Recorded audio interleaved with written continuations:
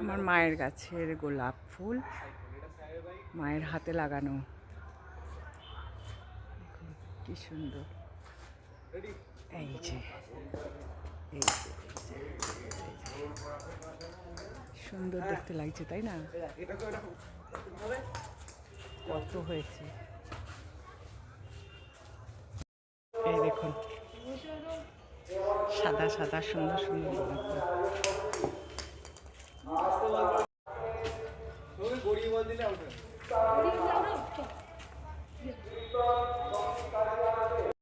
ঠাকুর ঘরের ভিতরে ঢুকে গেছে, এত বড় গাছটা হয়েছে।